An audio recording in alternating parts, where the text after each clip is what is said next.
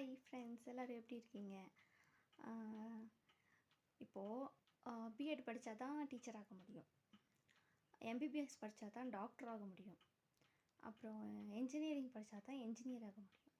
ஆனால் கல்யாணம் ஆகி ஒரு குழந்தைக்கு அம்மாவானா மட்டும் இது அத்தனையும் ஆக முடியும். எப்படின்னு கேட்குறீங்களா? அந்த குழந்தைக்கு வேலைக்கு என்ன வேணும், என்ன சாப்பிடும் அப்படின்னு சொல்லி, அப்புறம் வீட்டில் இருக்க ஹஸ்பண்டு பெரியவங்கள்லாம் என்னென்ன சாப்பிடுவாங்கன்னு தெரிஞ்சு செஞ்சால் நம்ம வந்து செஃப் அந்த நேரத்தில்.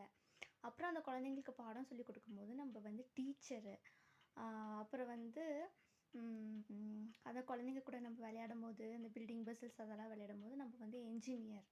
அப்புறம் அந்த குழந்தைங்களுக்குன்ட்டு இல்லை, வீட்டில் யாருக்காவது ஏதாவது உடம்பு சரியில்லை, டக்குன்னு அந்த நேரத்தில் வந்து ஏதாவது கஷாயம் அந்த மாதிரி ஏதாவது ரெடி பண்ணணும், இல்லை ஏதாவது ட்ரீட்மெண்ட் கொடுக்கணும் அப்படின்ற சமயத்தில் வந்து நம்ம வந்து ஒரு டாக்டர்.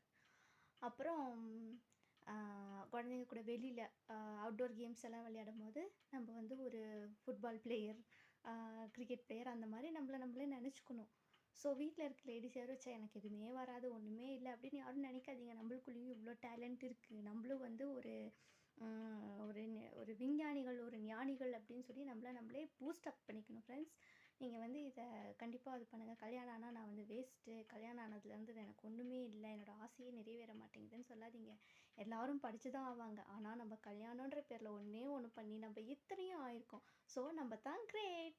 வீடியோ பிடிச்சிருந்தா லைக் பண்ணுங்கள், ஷேர் பண்ணுங்கள், கமெண்ட் பண்ணுங்கள். யூடியூப்பில் மறக்காமல் சப்ஸ்கிரைப் பண்ணிடுங்க. தேங்க்யூ.